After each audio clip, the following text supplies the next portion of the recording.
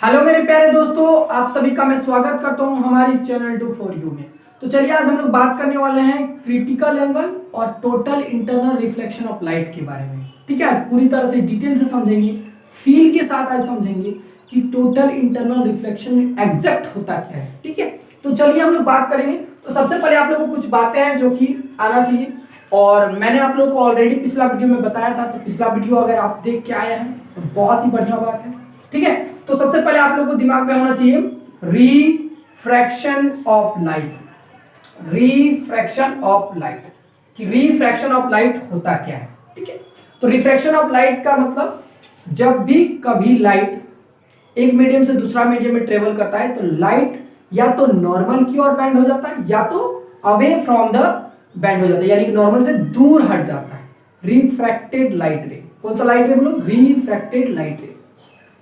देखो, जब भी कभी लाइट एक मीडियम से दूसरा मीडियम में ट्रेवल करेगा तो लाइट रे जो है या तो नॉर्मल की ओर बेंड हो जाएगा या तो नॉर्मल से दूर हट जाएगा। इसी फेनोमेना को कहते हैं रिफ्रैक्शन ऑफ लाइट। गौर से देखिएगा, समझा देता हूं। ठीक है, मान लो यहाँ पे कोई सरफेस है जो दो मीडियम को अलग कर रहा है। मान लो ऊपर में क्या है बोलो? एयर है, नीचे में क्या है बोलो? ग्लास है। नीचे में क्या है बोलो? ग्लास है। तो एयर है तो ये होगा रेयर मीडियम, ग्लास है तो ये होगा डेंसर मीडियम। यहाँ पे मान लो नॉर्मल। ठीक है, तो लाइट रे जब रेयर मीडियम से डेंसर मीडियम में जाएगा, रेयर से डेंसर मीडियम में गया, ऐसे लाइट रे यहां से यहां आएगा, अब पार होगा। तो याद रखना कि लाइट रे किसी एक मीडियम में हमेशा स्ट्रेट पाथ में ट्रेवल करता है। अगर यहां भी एयर तो लाइट रे ऐसे सीधा जाता, बट लाइट रे सीधा जाएगा नहीं, क्योंकि लाइट रेयर मीडियम से डेंसर मीडियम में जा रहा है, और लाइट रेयर मीडियम में डेंसर मीडियम में जा रहा है तो लाइट बेंड करेगा टुवर्ड्स दी नॉर्मल। किधर बोलो? Towards the normal. नॉर्मल की ओर बेंड हो गया तो ये वाला बोलेंगे एंगल ऑफ इंसिडेंट, इसको बोलेंगे एंगल ऑफ रिफ्रैक्शन। और in this case angle of incident is greater than angle of refraction. बात समझ में आया? लाइट रे रेयर मीडियम से डेंसर मीडियम में जाता है तो लाइट रे बेंड करता है टुवर्ड्स दी नॉर्मल। कौन सा लाइट रे? इसको बोलेंगे रिफ्रैक्टेड लाइट रे। कौन सा लाइट रे है बोलो? रिफ्रैक्टेड लाइट रे बेंड करेगा टुवर्ड्स दी नॉर्मल। एक और ध्यान से समझो, यहां पे मान लो कोई सरफेस है और ये रहा हमारा नॉर्मल। ये क्या है बोलो? नॉर्मल। नॉर्मल होता है सरफेस का परपेंडिकुलर। ठीक है, अब ऊपर तरफ मान लो ग्लास, तो ग्लास मान लिए तो ये क्या होगा बोलो? डेंसर मीडियम होगा। और नीचे मान लिए क्या बोलो? एयर। ये जो मीडियम है नीचे वाला क्या है बोलो? एयर है, तो एयर होगा तो ये होगा रेयर मीडियम। अब लाइट रे जाएगा किधर बाबू? जाएगा डेंसर से रेयर की ओर। तो जब भी लाइट रे डेंसर से रेयर की ओर जाता है तो रिफ्रैक्टेड लाइट रे बेंड करता है away from the normal, normal से दूर हटता है। ठीक है, तो सबसे पहले बात करते हैं इसका ओरिजिनल पाथ क्या होगा। तो इसका ओरिजिनल पाथ ये होगा, मतलब यहां भी ग्लास होता, यहां भी ग्लास होता तो लाइट रे सीधा चला जाता, बट लाइट रे यहां पे सीधा नहीं जाएगा क्योंकि लाइट रे एक मीडियम से दूसरा मीडियम में जाता, और जब भी लाइट एक मीडियम से दूसरा मीडियम में जाता है तो बेंड करता है अवे फ्रॉम द नॉर्मल। यहां पे तो अवे फ्रॉम द नॉर्मल होगा, क्यों? क्योंकि लाइट रे जा रहा है ग्लास से एयर की ओर, यानी कि डेंसर से रेयर की ओर, तो ये लाइट रे बेंड करेगा away from the normal, normal से दूर हट गया। देखो नॉर्मल से क्या हो गया बोलो? दूर हट गया। ये रहा नॉर्मल, नॉर्मल से दूर हट गया, तो इसको बोलेंगे एंगल ऑफ रिफ्रैक्शन, इसको बोलेंगे एंगल ऑफ इंसिडेंट। और in this case angle of incident क्या होता है? हमेशा छोटा होता है। एंगल ऑफ रिफ्रैक्शन क्या होता है? आर हमेशा क्या होता है बोलो? बड़ा होता है। ठीक है, हाँ जाहिर सा बात है कि एंगल ऑफ इंसिडेंट को बढ़ाएंगे तो एंगल ऑफ रिफ्रैक्शन भी क्या होगा? बढ़ेगा। अरे आई को बढ़ाएंगे एंगल ऑफ रिफ्रैक्शन और बेंड कर जाएगा। करेगा कि नहीं करेगा? जैसे और थोड़ा यहीं पे समझते हैं, गौर से देखना कि ये लो, ठीक है, यहाँ पे एंगल ऑफ इंसिडेंट को बढ़ा दिए इतना। ठीक है, अब इसका ओरिजिनल पाथ चेक करो तो ओरिजिनल पाथ ये है ना? अब ये क्या होगा? नॉर्मल से दूर हटेगा, मतलब कुछ ऐसे बेंड हो जाएगा। तो देखो एंगल ऑफ इंसिडेंट को बढ़ाएं तो angle of incident is increase, जैसे एंगल ऑफ इंसिडेंट को बढ़ाएंगे तो एंगल ऑफ रिफ्लेक्शन आर भी क्या हो जाएगा? बढ़ जाएगा। और हमेशा क्या होगा? एंगल आई यहाँ पे छोटा होगा और एंगल आर क्या होगा बोलो? बड़ा होगा। ये बात याद रखना, अभी यूज होगा। ठीक है, चलो मैंने आप लोगों को पिछला वीडियो में बताया था, स्नेल्स लॉ मैंने बताया था, कुछ रिलेशन रिफ्रैक्टिव इंडेक्स का, कुछ रिलेशन मैंने बताया था। ठीक है, तो वो सब याद है तो बहुत मजेदार होगा और फटाफट समझ में आएगा। ठीक है, तो देखिए सबसे पहले मैं बात कर रहा हूं स्नेल्स लॉ का। स्नेल्स लॉ क्या था? दिमाग में होगा स्नेल्स लॉ। ठीक है, स्नेल्स लॉ स्नेल्स लॉ क्या है बाबू, स्नेल्स लॉ म्यू से रिप्रेजेंट करेंगे और म्यू इक्वल टू होगा बोलो sine I by sine r. यह है क्या बोलो, यह है स्नेल्स लॉ। इसको क्या बोलते हैं बोलो, रिफ्रैक्टिव इंडेक्स। म्यू को क्या बोला जाता है, रिफ्रैक्टिव इंडेक्स। और ये जो रिफ्रैक्टिव इंडेक्स होता है दूसरे मीडियम का रिफ्रैक्टिव इंडेक्स होगा पहले मीडियम के रिस्पेक्ट में। जैसे एग्जांपल के लिए अगर ए म्यू जी है तो दूसरे यहां पे फर्स्ट मीडियम होगा एयर, यहां पे सेकंड मीडियम होगा ग्लास, और ये दूसरा मीडियम का रिफ्रैक्टिव इंडेक्स होगा, मतलब ग्लास का रिफ्रैक्टिव इंडेक्स होगा विथ रिस्पेक्ट टू एयर। तो ये जो है ए म्यू जी, ये है ग्लास का refractive index with respect to air. कहीं पे लिखा हुआ ए म्यू डब्ल्यू अगर लिखा होगा तो सेकंड मीडियम का रिफ्रैक्टिव इंडेक्स, मतलब वाटर का refractive index with respect to air, with respect to air. जैसे एग्जांपल के लिए समझते हैं, अगर लिखा होगा मतलब डब्ल्यू म्यू जी तो हमेशा सेकंड मीडियम का रिफ्रैक्टिव इंडेक्स होता है, तो सेकंड मीडियम का refractive index with respect to first medium. तो ये रिफ्रैक्टिव इंडेक्स होगा ग्लास का with respect to water, with respect to water. समझ में आ गया? ओके, अब देखो गौर से सुनो एक बात, अगर क्वेश्चन कुछ नहीं बोला है, सपोज दैट अगर क्वेश्चन कुछ नहीं बोला है, सीधे बोला कि रिफ्रैक्टिव इंडेक्स ऑफ ग्लास जी को दिया है 4/3, ये दिया हुआ है, तो जनरली हम लोग मानेंगे कि ये जरूर एयर के रिस्पेक्ट में होगा। किसके रिस्पेक्ट में बोलो, एयर के रिस्पेक्ट में। तो ये जो गिवन वैल्यू है वो होगा refractive index of glass with respect to air. ठीक है, क्या बोलो, विथ रिस्पेक्ट टू एयर। ऐसे एग्जांपल की ग्लास का होता है 1.5 एक्चुअली, ठीक है, मैंने ऐसे एग्जांपल में बताया, ठीक है 1.5। तो अगर मान लो दिया हुआ है वाटर का रिफ्रैक्टिव इंडेक्स, मान लो ये म्यू डब्ल्यू, इसका होता है 4/3, तो ये रिफ्रैक्टिव इंडेक्स क्या दिया, वाटर दिया हुआ है, तो वाटर का रिफ्रैक्टिव इंडेक्स दिया, बोला नहीं है किसी का रिस्पेक्ट नहीं बोला यहाँ पे, तो रिस्पेक्ट नहीं बोलेगा तो जनरली हम लोग किसका मान के चलेंगे बोलो, एयर के ही रिस्पेक्ट में होगा। किसके रिस्पेक्ट में होगा बोलो, एयर के, मतलब ए म्यू डब्ल्यू का वैल्यू दिया है 4/3, ये होगा refractive index of water with respect to air 4/3, और ग्लास का होता है ए म्यू जी का वैल्यू होता है कितना 1.5, 1.5 का मतलब 3/2।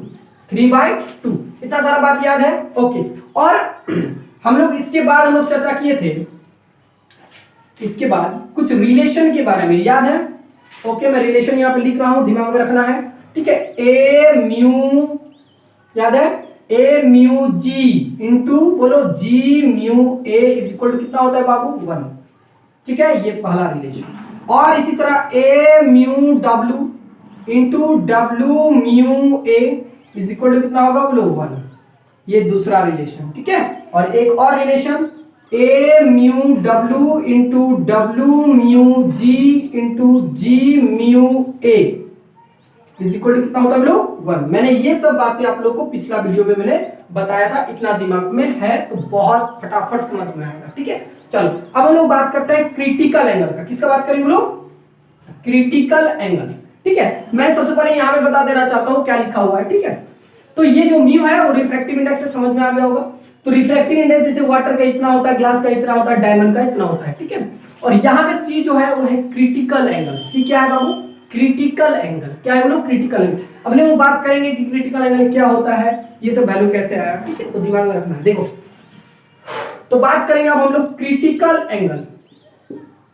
क्रिटिकल एंगल देखो, क्रिटिकल एंगल, तो क्रिटिकल एंगल होने के लिए लाइट को जो है, तो light must be travelling,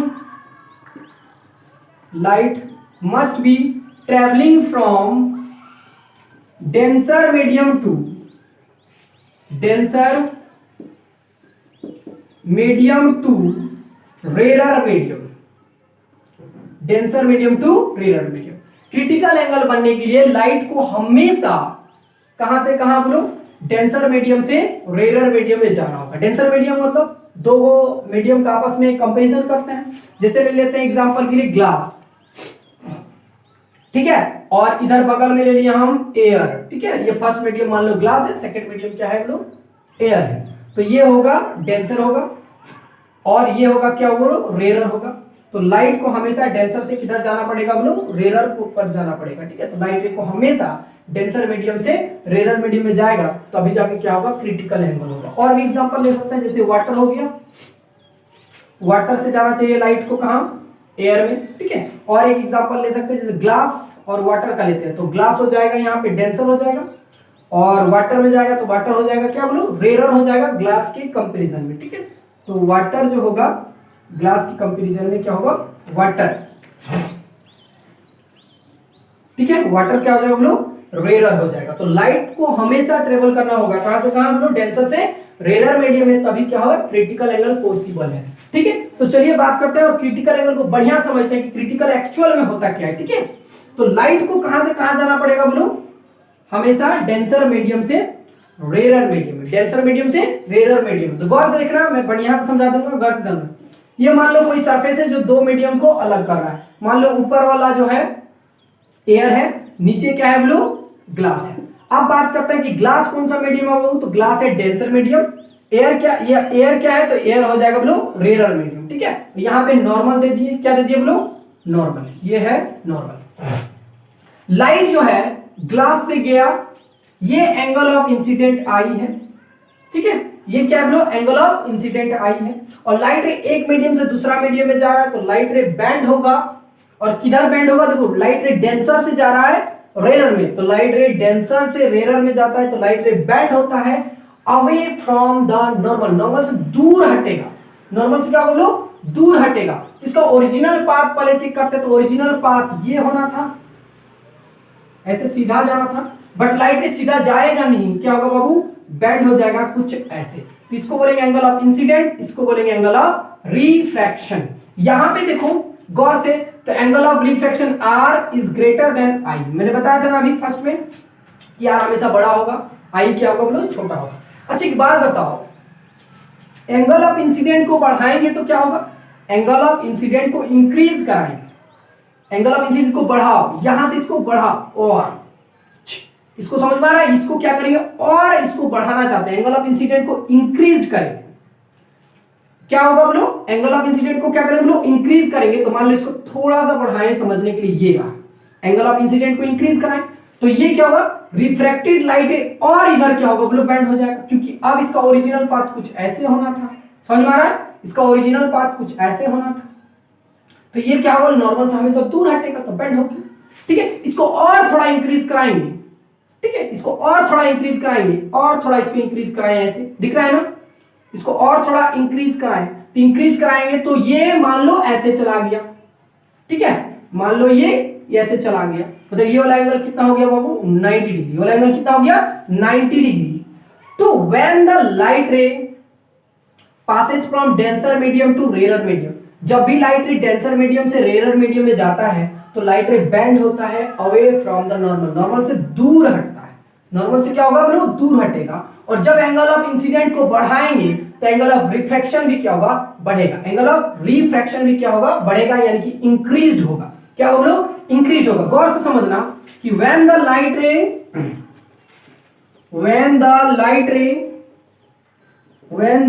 light ray passes from denser medium to rarer medium, when the light ray passes from denser medium to rarer medium, then refracted light ray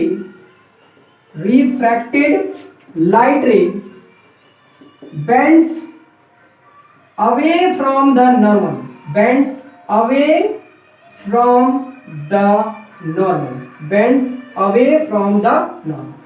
जब भी light ray rarer medium से denser medium में जाता है, तो refracted light रे bands होगा away from the normal. और एंगल ऑफ इंसिडेंट को जब इंक्रीज कराएंगे, अरे एंगल ऑफ इंसिडेंट अभी क्या था, आई था, और ये वाला मान लो आई डैश मान लेते हैं, या फिर I1 मान लेते हैं। तो एंगल ऑफ इंसिडेंट को जब इंक्रीज कराएंगे, तो एंगल ऑफ रिफ्रैक्शन भी क्या होगा, इंक्रीज हो जाएगा। जैसे एक बार और समझते हैं, इसको मिटाते हैं, ठीक है, गौर समझना, इतना बात समझ में आया, चलो। तो गौर से देखो, ये रहा सरफेस, ठीक है, ये रहा नॉर्मल, ये रहा एंगल ऑफ इंसिडेंट आई, ये क्या बोलो, एंगल ऑफ इंसिडेंट आई, ठीक है। अगर एक ही मीडियम होता तो लाइट ऐसे जाता, बट लाइट रे बैंड होगा अवे फ्रॉम द नॉर्मल, ऐसे बैंड हो गया, ठीक है, ऐसे बैंड हो गया, बस समझ में, इसको बोलेंगे आर, इसको बोलेंगे आई, ओके। अब इस आई को और थोड़ा क्या किए बोलो, इंक्रीज कराएं, इस आई को और थोड़ा क्या किए बोलो, इंक्रीज कराएं, तभी आई है, और ये वाला क्या है बोलो, आर है। इस एंगल ऑफ इंसिडेंट को और इंक्रीज कराओ, तो इसको इंक्रीज कराएं इतना, इसका ओरिजिनल लाइट रे अब कैसे जाएगा बोलो, ऐसे।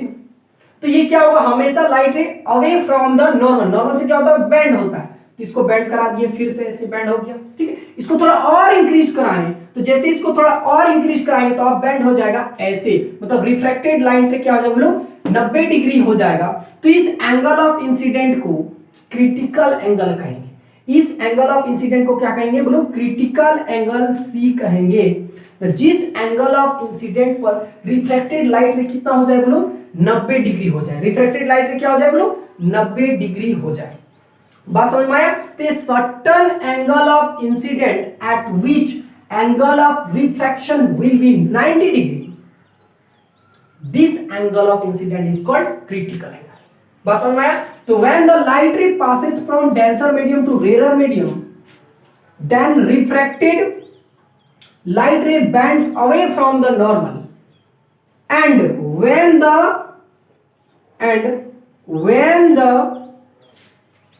angle of incident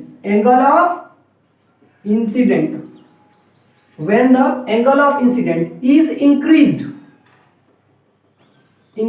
ठीक है, when the angle of incident is increased, then angle of refraction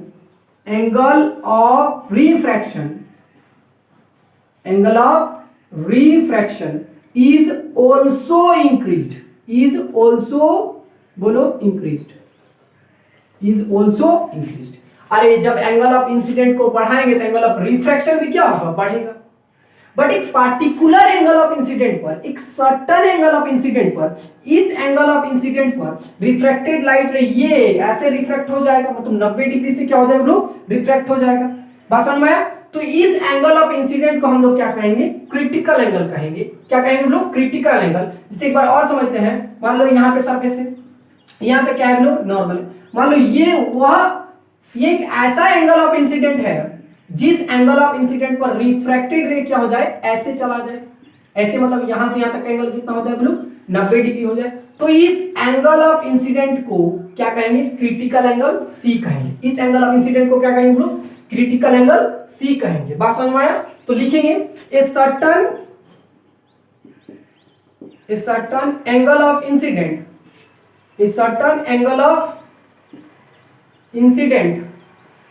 at which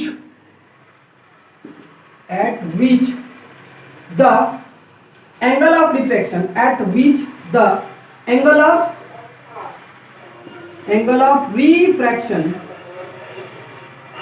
of refraction will be 90 degree, then angle of incident या फिर angle of this incident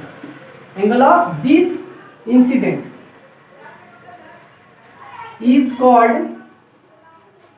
called critical angle, और इसको denote करते हैं सी से। बात समझ में आया। A certain angle of incident at which the angle of refraction will be 90 degree, that angle of this incident, इस एंगल ऑफ इंसिडेंट को हम लोग क्या कहेंगे, क्रिटिकल एंगल कहेंगे। जहां पे एंगल ऑफ रिफ्लेक्शन क्या हो जाए, 90 डिग्री हो जाए, उसको हम लोग क्या कहेंगे, क्रिटिकल एंगल कहेंगे, और उसको सी से डिनोट करेंगे। किससे डिनोट करेंगे बोलो, सी से। यहां पे कोई दिक्कत है क्या, समझ में आ गया होगा क्रिटिकल एंगल क्या होता है। तो क्रिटिकल एंगल एक ऐसा एंगल ऑफ इंसिडेंट है जिस एंगल ऑफ इंसिडेंट पर रिफ्रैक्टेड रे जो होगा 90 डिग्री होगा, मतलब रिफ्रैक्ट होकर कितना हो जाए बोलो, रिफ्रैक्ट हो जाए, नॉर्मल से रिफ्रैक्ट होकर कितना 90 डिग्री का एंगल बनाए, तो उस एंगल ऑफ इंसिडेंट को हम लोग क्या कहेंगे बोलो, क्रिटिकल एंगल कहेंगे। क्या कहेंगे बोलो, क्रिटिकल एंगल। बात समझ में आ गया। चलो देखते हैं एक बार, पूरा डेफिनेशन वगैरह समझ में आ गया होगा। चलो तो ध्यान से देखना फटाफट, क्रिटिकल एंगल समझते हैं। तो ये लो कोई सरफेस है जो दो मीडियम को अलग कर रहा है, ये क्या है बाबू, एंगल ऑफ इंसिडेंट है आई। ये क्या होगा, इसको ओरिजिनल पाथ ये होगा और ऐसे बेंड हो गया, ठीक है। अब जैसे आई को इंक्रीज कराएंगे, आई को बढ़ाएंगे, अरे धीरे धीरे बढ़ाओ, आई को बढ़ाते जाएंगे, एंगल ऑफ रिफ्रैक्शन भी क्या होगा, बढ़ता जाएगा, ठीक है। इसको थोड़ा सा बढ़ाए लो इतना, तो ये भी इसका ओरिजिनल पाथ अब देखते हैं। तो ओरिजिनल पाथ इसका ऐसा कुछ है, ऐसा कुछ है, ओरिजिनल पाथ ऐसे दिख रहा है कि नहीं, तो ये बैंड होगा ऐसे, ठीक है। इसको थोड़ा और इंक्रीज कराओ इधर, इसको थोड़ा और इंक्रीज कराएंगे तो ये क्या है, एंगल ऑफ इंसिडेंट है। इसको और इंक्रीज कराएं तो रिफ्रैक्टेड रे और ऐसे बेंड होगा। इसको और थोड़ा इंक्रीज कराएंगे, इसको और थोड़ा इंक्रीज, ये ऐसे चला जाएगा, तो रिफ्रैक्टेड रे ऐसे चला गया तो ये कितना हो गया बोलो, एंगल 90 डिग्री हो गया। तो इस एंगल ऑफ इंसिडेंट आई को हम लोग क्या कहेंगे बोलो, क्रिटिकल एंगल कहेंगे। क्या कहेंगे बोलो, क्रिटिकल एंगल। इसी को थोड़ा अच्छा से यहाँ पे पिक्चर बनाते हैं। तो ये रहा, मान लो कि इस एंगल ऑफ इंसिडेंट पर रिफ्रैक्टेड रे क्या हो गया बोलो, 90 डिग्री हो गया।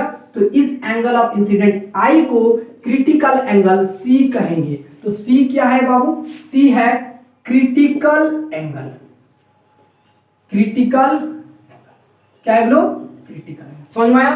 तो क्या ऐसा एंगल ऑफ इंसिडेंट जिसमें रिफ्रैक्शन, एंगल ऑफ रिफ्रैक्शन कितना हो जाए बोलो, 90 डिग्री हो जाए, तो उसको हम लोग क्या कहेंगे बोलो, क्रिटिकल एंगल कहेंगे। तो क्रिटिकल एंगल कब होगा, कब होगा, देखो लाइट रे को हमेशा डेंसर से रेयर मीडियम में जाना चाहिए, तभी लाइट रे क्या होगा, बेंड होगा अवे फ्रॉम द नॉर्मल। समझ में आएगी? तो लाइट रे हमेशा डेंसर मीडियम से रेयर मीडियम में जाना चाहिए। बात समझ में आ गया? चलो अब ध्यान से देखना आगे। अब क्रिटिकल एंगल क्या है पता चल गया, ठीक है। अब देखो हम लोग ध्यान से देखते हैं। तो ये मान लो कोई सरफेस है, यहाँ पे क्या है बोलो, नॉर्मल है। ये क्या है बोलो, ये मान लो क्रिटिकल एंगल। अब हम लोग सी बोलेंगे, क्या बोलेंगे बोलो, सी, क्रिटिकल। और क्रिटिकल एंगल में क्या होता है, एंगल ऑफ रिफ्लेक्शन हो जाता है। ये एंगल ऑफ रिफ्लेक्शन यानी रिफ्रैक्टेड लाइट कुछ ऐसे, मतलब एंगल ऑफ रिफ्लेक्शन होगा कितना, 90 डिग्री, ठीक है, इस एंगल। अच्छा अब मान लो एंगल ऑफ इंसिडेंट को, मतलब इस लाइट को और थोड़ा बढ़ाएंगे, इसको थोड़ा और बढ़ाएंगे ऐसे, ये एंगल ऑफ इंसिडेंट है। यानी कि एंगल ऑफ इंसिडेंट को क्रिटिकल एंगल से ज्यादा कर दिए। क्या कर दिए बोलो, क्रिटिकल एंगल से ज्यादा कर दिए, ऐसे और बढ़ा दिए। तो अभी लाइट देखो क्रिटिकल एंगल पर रिफ्रैक्टेड लाइट कहां था, यहां पे था। एंगल ऑफ मतलब क्रिटिकल एंगल पर लाइट यानी कि रिफ्रैक्टेड लाइट रे कहां पर था, यहां पे था, मतलब यहां पे 90 डिग्री था कि नहीं था। अब इसको बढ़ा दिए, मतलब when the angle of incident is increased from the critical angle, when the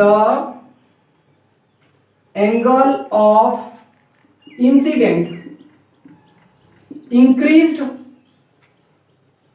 from the critical angle, when the angle of incident is increased from the critical angle, the angle of incident I is greater than C, when the angle of incident is increased from critical angle C, जब angle of incident को critical angle से भी बढ़ा देंगे तो ये light रे ऐसे हो जाएगा, मतलब ये सेम मीडियम में वापस चला जाएगा, ऐसे बेंड हो जाएगा ऐसे, according to law of reflection, according to law of reflection. अरे सी पर ये क्या है, क्रिटिकल एंगल है, तो इस एंगल पर रिफ्रैक्टेड लाइट कहां पे था, ऐसे था, तो इसी पाथ में था, यहां पे था कि नहीं था। लेकिन जैसे इसको सी से भी बढ़ा दिए, एंगल ऑफ इंसिडेंट को सी से भी बढ़ा दिए, तो ये लाइट क्या यहां पे था, तो ये और बेंड हो, तो बेंड होगा, तो बेंड होके सेम मीडियम में आ गया। मतलब इधर कितना था, इधर कौन सा मीडियम था बोलो, ग्लास था, तो इधर भी कौन सा मीडियम है बोलो, ग्लास है, तो सेम मीडियम में वापस आ गया। तो ये कौन सा लॉ है, ये है रिफ्लेक्शन ऑफ लाइट। यानी कि ये जो रिफ्लेक्शन ऑफ लाइट है, मतलब कहने का मतलब ये लाइट जो है सेम मीडियम में वापस आ गया, इस फेनोमेना को कहते हैं reflection of light.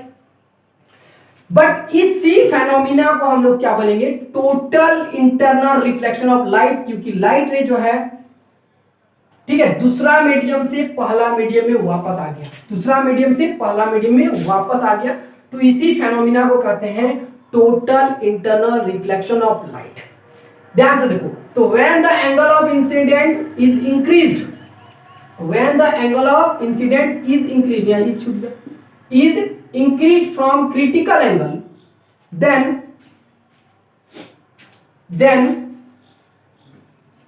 refracted light ray, then refracted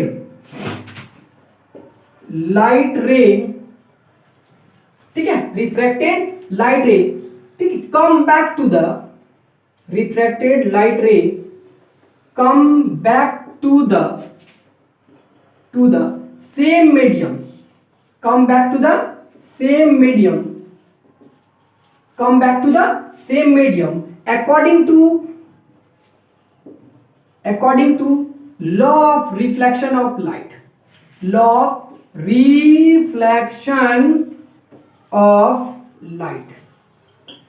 बात समझ में आया? गौर से मैं रिपीट कर रहा हूं, देखो व्हेन द लाइट यानी कि when the angle of incident is increased from critical angle, angle of incident को क्रिटिकल एंगल से भी बढ़ा दो तो ये रिफ्लेक्टेड लाइट रे जो है बाउंस बैक हो जाएगा और सेम मीडियम में ट्रेवल करेगा, ठीक है। Then refracted light ray come back to the same medium यानी कि सेम मीडियम में आ जाएगा according to law of reflection of light, according to law of reflection of light this phenomena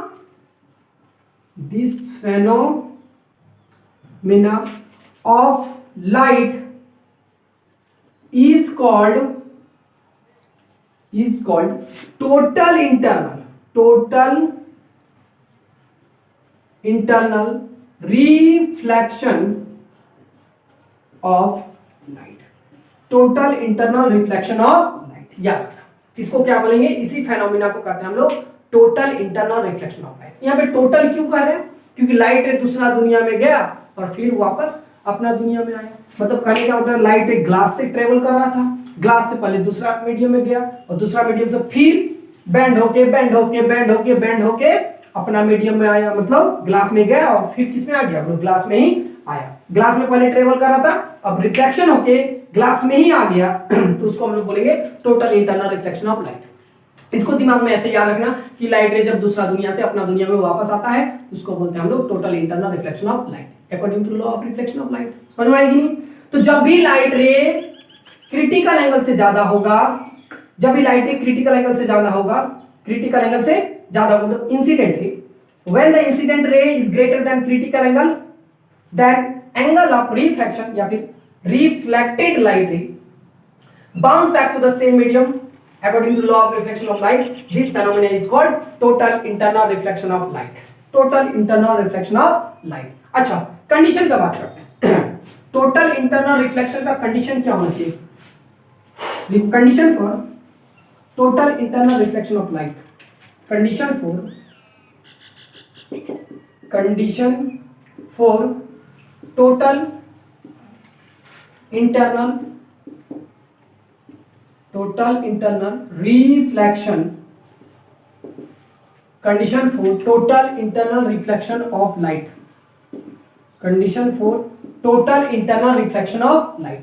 तो टोटल इंटरनल रिफ्लेक्शन का condition क्या होना चाहिए, पहला नंबर में पहला कंडीशन ये होना चाहिए कि लाइट हमेशा डेंसर मीडियम से रेयर मीडियम में जाना चाहिए, ठीक है, तभी ना हो सकता है। ओके, तो पहला कंडीशन तो ये है कि light ray must B travel, light रे must be traveling from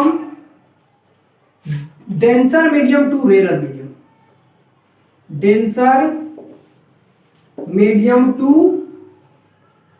rarer medium।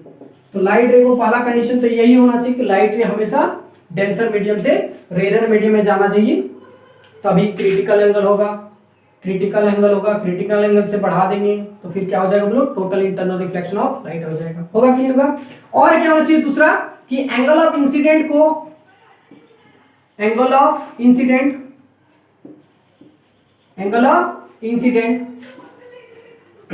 Must be greater then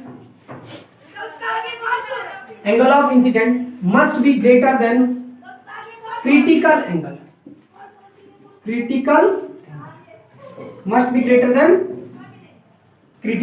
अब क्रिटिकल एंगल से बड़ा होना चाहिए, मतलब इंसिडेंट रे जो है must be greater than critical angle, critical angle से क्या होना चाहिए बोलो, बड़ा होना चाहिए। अच्छा एक बात बताओ, क्रिटिकल एंगल पर क्या होगा, वो क्रिटिकल एंगल पर तो रिफ्लेक्टेड लाइट रे ऐसे चला जाएगा सीधा, इससे भी बढ़ाएंगे, ये तो क्रिटिकल एंगल है, इससे भी एंगल ऑफ इंसिडेंट को बढ़ाएंगे यहां से यहां, ठीक है, तो ये जो है बाउंस बैक हो जाएगा same medium with same angle के साथ। ये एंगल आई है तो ये वाला एंगल क्या होगा, आर होगा, और angle i is equal to angle r हो जाएगा। होगा कि नहीं होगा? तो सेम मीडियम में सेम एंगल के साथ क्या होगा, रिफ्लेक्शन हो जाएगा, लाइट का क्या हो जाएगा हम लोग, रिफ्लेक्शन हो जाएगा, और लाइट दूसरा मीडियम से पहला मीडियम में आया, इसलिए इसको बोलेंगे total internal reflection of light. बात समझ में आया? तो ये दो कंडीशन होना चाहिए, पहला कि light ray must be travelling from denser medium to rare medium, और दूसरा क्रिटिकल मतलब एंगल ऑफ इंसिडेंट जो है must be greater than critical angle, critical angle से ज्यादा होना चाहिए, तभी क्या होगा, total internal reflection of light होगा। बात समझ में आया? तो ये बहुत मोस्ट इंपॉर्टेंट है कंडीशन जो कि एग्जाम में पूछता है। बात समझ में आ गया होगा? ओके, अब हम लोग बात करेंगे relation between critical angle and refractive index. ठीक है, दोनों के बीच क्या रिलेशन है गौर से देखते हैं। तो ध्यान से देखना, तो लिखो रिलेशन बिटवीन, ठीक है, relation between critical angle and बोलो रिफ्रैक्टिव इंडेक्स। रिफ्रैक्टिव इंडेक्स में क्या रिलेशन है गौर से देखते हैं। ठीक है, क्या रिलेशन है फटाक से देखते हैं। ओके, तो क्रिटिकल एंगल बनाते हैं, क्या होगा, ये रहा नॉर्मल, ये रहा सरफेस जहां से लाइट का वो रिफ्रैक्ट होगा। देखो ये मान लो ग्लास है, ये क्या है बोलो, एयर है, तो ये कौन सा मीडियम, डेंसर, ये कौन सा मीडियम बोलो, रेयर होगा ना, ये कौन सा मीडियम होगा बोलो, rare. Light ray denser medium से रेयर मीडियम में जाना चाहिए, तो लाइट रे गया ऐसे विथ क्रिटिकल एंगल पे गया, तो क्रिटिकल एंगल पे जाएगा तो ये लोग रिफ्रैक्ट हो जाएगा ऐसे, मतलब ये वाला एंगल होगा 90 डिग्री। क्या होगा, ये वाला एंगल हो जाएगा 90 डिग्री। यहां पे हम लोग स्नेल्स लॉ लगाते हैं, फ्रॉम स्नेल्स लॉ। अरे स्नेल्स लॉ नहीं समझ में आ रहा है, स्नेल्स लॉ क्या है, रिफ्रैक्शन को बताता है। क्या बताता है बोलो, रिफ्रैक्शन, जहां रिफ्रैक्शन होगा स्नेल्स लॉ लगाना है, from Snell's law. Snell's law का क्या कहना है बोलो, म्यू कहां से कहां बोलो, फर्स्ट मीडियम है ग्लास, सेकंड मीडियम है एयर, तो लाइट रे ग्लास से जा रहा है एयर में, तो लिखेंगे जी म्यू ए। समझ में आ गया, G mu A is equal to कितना होगा बाबू, sine I by sine R. But यहां पे क्या है बोलो, आई जो है क्रिटिकल एंगल है, आई क्या है बोलो, एंगल ऑफ इंसिडेंट क्या है, क्रिटिकल एंगल है। अब समझ में आ गया, आई क्या है बोलो, क्रिटिकल एंगल है, और आर कितना है बोलो, आर है 90 डिग्री है। देन क्या हो जाएगा बोलो, देन हो जाएगा G mu A is equal to sine C by बोलो साइन आर, और इसको बोलेंगे तो यहां हो जाएगा साइन सी और बाय 1, यानी कि कितना आएगा बोलो, साइन सी आए। मतलब कहने का मतलब है मेरे पास क्या आ गया रिजल्ट, यहां पे आया G mu A is equal to आ गया sine C, G mu A equal to आया साइन सी आया। ओके, अब हम लोग को हमेशा हम लोग क्या निकालते हैं, हम लोग रिफ्रैक्टिव इंडेक्स जो है हमेशा एयर के रिस्पेक्ट में निकालते हैं, तो एयर के रिस्पेक्ट निकालते हैं। देखो गौर से समझो, इसको मिटाते हैं। ओके, तो हम लोग रिलेशन पढ़ के रखे हुए हैं, रिलेशन क्या है बोलो, तो रिलेशन है ए म्यू जी और into ji mu A is equal to कितना होता है बोलो, 1 इज इक्वल टू होता है 1। तो हमको निकालना है ए म्यू जी, हम लोग रिफ्रैक्टिव इंडेक्स निकालेंगे एयर के रिस्पेक्ट में, तो A mu G is equal to कितना हो जाएगा 1 बाय जी म्यू ए। तो A mu G is equal to, देखो जी म्यू ए, तो जी म्यू ए की जगह कितना है साइन सी है, तो 1 बटा साइन सी। ठीक है, तो ये हो गया रिलेशन क्रिटिकल एंगल और refractive index of glass with respect to air. तो यहाँ पे ग्लास था इसीलिए, बात समझ में। तो किसी भी मीडियम का रिफ्रैक्टिव इंडेक्स क्या हो जाएगा बोलो, किसी भी मीडियम का refractive index mu equal to हो जाएगा 1 by sine C, 1 by sine C. अच्छा, तो गौर से देखना, अगर मान लो पूछ देगा वाटर का रिफ्रैक्टिव इंडेक्स क्या होगा, ठीक है, एट क्रिटिकल एंगल पर, तो क्या लिखेंगे बोलो, ए म्यू डब्ल्यू लिख देंगे, हो जाएगा refractive index of water with respect to air is equal to हो जाएगा 1 बटा साइन सी। ठीक है, तो ये दिमाग में और रखना। अब देखो गौर से समझो, यहीं पे फटाफट जो कि मैंने वहां पे वैल्यू लिख के रखा था और याद तो हो गया होगा अभी तक, देख देख के समझ में आ गया कि नहीं, तो चलो मिटाते हैं और गौर से देखते हैं, फटाफट करते हैं। देखो, तो सबसे पहली बात, ग्लास का रिफ्रैक्टिव इंडेक्स कितना दिया हुआ है, तो ग्लास का रिफ्रैक्टिव इंडेक्स दिया हुआ 1.33, कितना दिया है ब्रो, रिफ्रैक्टिव इंडेक्स ग्लास का है, सॉरी ग्लास का नहीं है, किसका है, वाटर का है। ओके, तो वाटर का रिफ्रैक्टिव इंडेक्स कितना दिया है ब्रो, देखो यहाँ पे म्यू डब्ल्यू, अब कुछ नहीं है तो रिस्पेक्ट में एयर होगा, एयर के ही रिस्पेक्ट में हम लोग का बात करते हैं। ठीक है, तो ए म्यू डब्ल्यू दे दिया है कितना 1.3 दिया हुआ है, तो फाइंड करना है क्रिटिकल एंगल क्या होगा। ठीक है, वाटर के लिए क्रिटिकल एंगल क्या होगा।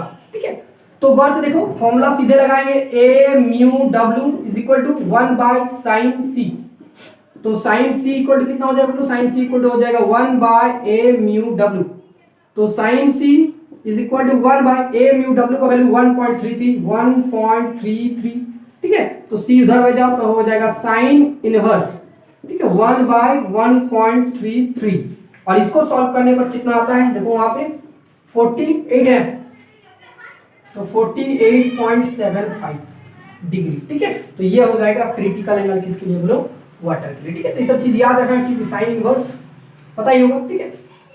तो ये ऐसा होता है, ठीक है। कोई दिक्कत है क्या? अगर मान लो यहीं पे फॉर एग्जांपल के लिए ग्लास का बात होता है तो ग्लास का रिफ्रैक्टिव इंडेक्स पता है 1.5, ठीक है। क्रिटिकल एंगल निकालना है तो यहां पे डाल दो, ठीक है। चेंज करते हैं, ओके, गौर से देखना। तो ग्लास का रिफ्रैक्टिव इंडेक्स मतलब ए म्यू जी, है ना, ए म्यू जी दिया हुआ 1.5, तो A mu G is equal to 1 बटा साइन सी। तो साइन सी इक्वल टू कितना हो जाएगा बोलो? साइन सी इक्वल टू हो जाएगा 1 by a mu g, a mu g, okay. अब देखो यहाँ पे sine C is equal to a mu g, दिख रहा है ए म्यू जी। तो ए म्यू जी की जगह डालो 1.5, तो सी इक्वल टू हो जाएगा साइन इनवर्स 1 बटा 1.5। और इसको सॉल्व करने पर कितना आता है देख सकते हैं वहां पे ग्लास के लिए 41.14, करीब करीब बुक में लिखा रहता है 42 डिग्री, ओके, आसपास में, ठीक, किसी किसी बुक में रहता है, दिमाग में रखना। तो ये हो गया क्रिटिकल एंगल किसके लिए? ग्लास के लिए। किसके लिए बोलो? ग्लास के लिए। और अगर गौर से देखना एंगल ऑफ इंसिडेंट अगर 42 डिग्री से अगर ज्यादा हो जाए तो हो जाएगा टोटल इंटरनल रिफ्लेक्शन। क्या हो जाएगा बोलो? टोटल इंटरनल रिफ्लेक्शन, जो कि डायमंड में होता है। कहां तो बोलो? डायमंड में, याद रखना, डायमंड में। कहां तो बोलो? डायमंड में। तो डायमंड में जो एंगल ऑफ इंसिडेंट होता है, एंगल ऑफ इंसिडेंट जो होता है वो 42 डिग्री से भी ज्यादा हो जाता है, इसलिए डायमंड जो है चमकता हुआ दिखाई देता है। एक बार वहां पे लाइट रे इंटर करने के बाद लाइट रे पूरा ट्रैप्ड हो जाता है अंदर में, पूरा टोटल इंटरनल रिफ्लेक्शन होते रहता है, बार बार लाइट रे उसी मीडियम में ट्रेवल करने लगता है, तो पूरा अंदर में डायमंड के अंदर में क्या होता है बोलो? फंस जाता है लाइट, ठीक है, और इसीलिए वो चमकता हुआ नजर आता है, ठीक है। अभी हम बताएंगे हम लोग, ठीक है। तभी हम लोग एग्जांपल करने वाले हैं total internal reflection of light का एग्जांपल, ओके, गौर से समझना।